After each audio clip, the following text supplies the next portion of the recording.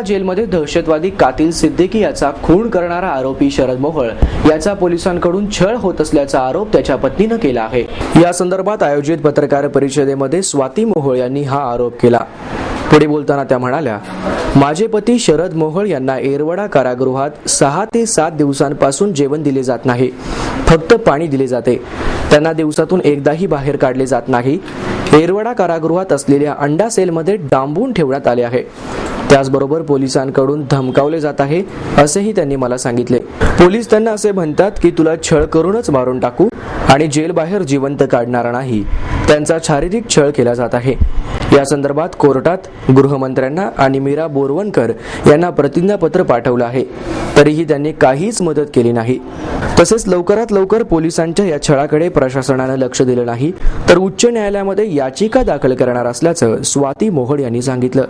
तसेच त्यांना योग्य ती वागणूक मिळावी अशी मागणीही त्यांनी यावेळी केली। मी मुलाखतीला गेले होते 2 तारखेला, त्यावेळेस त्यांनी पहिली माझी मुलाखत नाकारली। तर मी त्यांना म्हटलं तुम्ही त्यांना बोलून आणा परत, मी विनंती केली त्यांना, म्हटलं त्यांनी विनंती पण नाकारली। मी म्हटलं तुम्ही मग तसं लेखी अर्ज आणा की मुलाखत तुमचे पती मुलाखत नाकारतायत म्हणून त्यांच्या अक्षरामध्ये। तर ते म्हटले तुम्ही थांबा, आम्ही बोलून आणतो। त्यांनी 1-1.5 तास मला तसंच ताटकळत थांबवलं आणि मग त्यांना मुलाखतीला आणलं। मुलाखतीला आणलं मी त्यांना विचारलं की तुम्ही मुलाखत का नाकारली। त्यावेळेस ते म्हटले की ह्या लोकांनी मला अधिकाऱ्यांनी निरोपच दिला नाही की तुमची मुलाखत आहे म्हणून।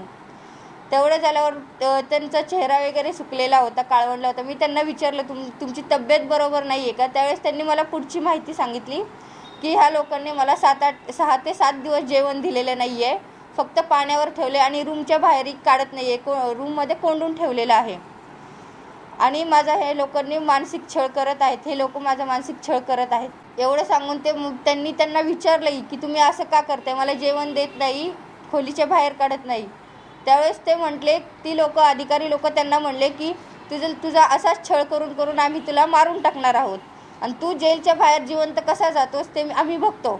एवढी त्यांनी माहिती दिली होती मला आणि त्यांना काही जास्त काही सांगताही येत नव्हतं पुढे। आणि कोर्टातही त्यांनी 2दा त्यांची तारीख होती, त्यावेळेसही त्यांनी 2दा त्यांना कोर्टामध्ये आणलं नव्हतं। नाही मीटिंगला नाही गेले ते, कॅन्सल, कोर्टाने अर्ज त्यांचा नाकारला येतो। तक्रार केली आहे ना, कोर्टामध्ये पण अर्ज भरून दिलेला आहे, प्रतिज्ञापत्रही तयार करून दिलेले आहे कोर्टामध्ये आणि एक RR आपल्या गृहमंत्र्यांना पण फॅक्स करून पाठवलेले आहे आणि कमिशनर ऑफिसला एक पाठवले आणि मीरा बोरवणकर त्यांना एक अर्ज आपण हे करून पाठवलेला आहे। मग त्यांचा आवाजच निघत नव्हता तोंडातून। मला एकदा 4-4 वेळा काय करायला लागत होतं त्यांच्यासमोर आणि त्यांना चालताही येत नव्हतं, एवढी वाईट परिस्थिती होती त्यांची। माणूस 1 दिवस जेवला नाही तर माणसाची स्थिती कशी, ह्यांना 7 दिवस जेवायला दिलं नव्हतं। माझी मागणी एवढीच आहे, त्यांना व्यवस्थित वागणूक द्यावी आणि अंडा सेलमधून मेन बाहेर काढावं। अंडा सेल हे काही आतंकवाद्यांसाठी असतं की ह्यांचे काही हे काही एवढे मोठे गुन्हेगार नाही आहेत की तुम्ही त्यांना अंडा सेलमध्ये ठेवावं। तुम्ही त्यांना अंडा सेलमध्ये काढून बाहेर काढावं, चालू करावं, व्यवस्थित त्यांना वागणूक द्यावी।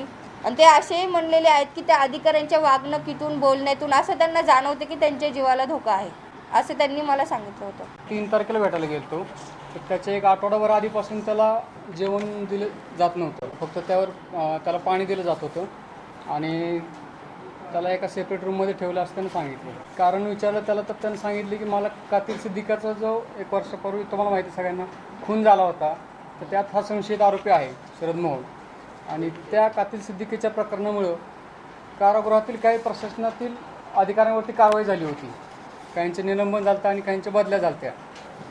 तर त्याचा राग मनात धरून प्रशासनानं त्याच्याविरुद्ध कारवाई सुरू केली। तेव्हापासून त्याचा छळ होत होता, पण त्या आठवड्यात त्याचा छळ जास्त झालेला आहे आणि त्यामुळे मानवाधिकार आयोगाकडेही अर्ज केलेला आहे आणि कोर्टातही त्यांच्या मिसेसचं प्रतिज्ञापत्र दाखल केलेलं आहे। म्हणजे आता ह्या 2 लेवलला काय होतं ते पाहून आम्ही, जर इथं न्याय नाही मिळाला तर उच्च न्यायालयात याचिका दाखल करावी लागेल।